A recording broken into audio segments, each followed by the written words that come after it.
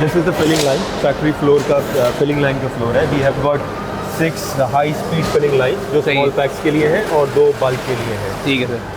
इसमें ये machine small PACS से हम बात करते हैं वो 700 ml जो बाइक्स के लिए इस्तेमाल होता है। सही है। 1 लीटर जो भी बाइक्स के लिए इस्तेमाल होता है। And we move on to 3 litre which Pakistan में जो ऑल्टो के लिए इस्तेमाल होता है। सही है। 4 लीटर एंड 5 लीटर जो कमर्शियल के लिए इस्तेमाल होता है। सही है सर। तो वो सब चीज़ें हम फिल करने की कैपेसिटी रखते हैं। हमारा जो प्लांट की कैपेसिटी है वो 60,000 टन की है, 60,000 टन पर एनम। किसी भी कंपनी की बैकबोन जो होती है उनकी क्वालिटी कंट्रोल एंड R&D होती है। सही है। तो हमारी जो लैब है वो ISO 17025 सर्टिफाइड है। ठीक है। हमारे जो टेस्टिंग स्टैंडर्ड्स हैं वो सर्टिफाइड है। ठीक है।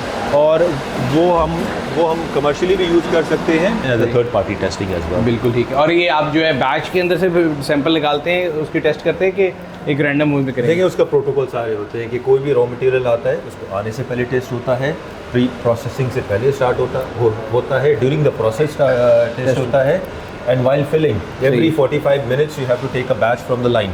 सही है। ये सब चीज़ें जो अगर फिल भी हो रही है वो कंसिस्टेंटली फिल हो रही है। जो लैब टेस्ट होते हैं ये एक तो प्री प्रोडक्शन हो गया, एक अक्सर हमने लोगों से सुना है वो कहते हैं जी हमारी प्रोडक्ट बड़ी अच्छी है, आप बेशक उसका लैब टेस्ट करा लें आफ्टर यूज़, वो भी इधर ही होता है? जी बिल्कुल वैसे ही होता है और वो बहुत अच्छा इंडिकेशन होता है। तो ये जो पड़े हुए ये इंडस्ट्रियल वो ये ड्रम पैकिंग के अंदर है। सही है। 200 लीटर्स या 208 लीटर्स होते हैं। हमारे एक टिपिकल जो बैरल या ड्रम जो है वो इस तरह दिखता है। इसकी- this is hydraulic oil which is an industrial grade. ठीक है। हाइड्रोलिक ऑयल ये W68 इसका वो हो गया। सही है। और ये इंडस्ट्रियल उसमें ही आता है इसलिए इसकी पैकिंग भी ज़्यादा है। इंडस्ट्रियल तो एप्लीकेशन। दुनिया में सबसे अच्छे बेस ऑयल कहाँ से निकलते होंगे? बिकॉज एक नॉर्मल बंदा तो समझता है कि यूई जो है this is God for petrol and all these products. Base oil देखें, बेस ऑयल अगर आप टेक्नोलॉजी की बात करें स्टार्टेड विद ग्रुप 1, सही है। उसके बाद उसको फर्दर एडवांस करके ग्रुप 2 डेवलप हुआ, उसके बाद ग्रुप 3।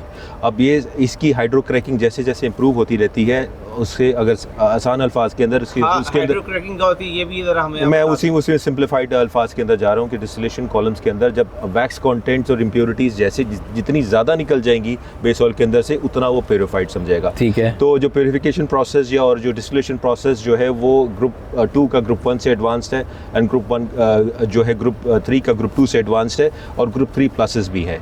और जब हम ग्रुप 4 की बात करते हैं तो वो आ जाते हैं सिंथेटिक्स के अंदर। तो उसकी जो डेरिवेटिव जो है वो क्रूड डेरिवेटिव्स नहीं होते, सिंथेटिक्स। और अभी जो बायोडिग्रेडेबल ऑयल्स की बात हो रही है उसमें एस्टर बेस ऑयल्स भी आ रहे हैं कि जिसकी जो है अगर आप फीड स्टॉक की बात करते हैं तो एग्रीकल्चरल बाई प्रोडक्ट्स भी होती हैं। सही।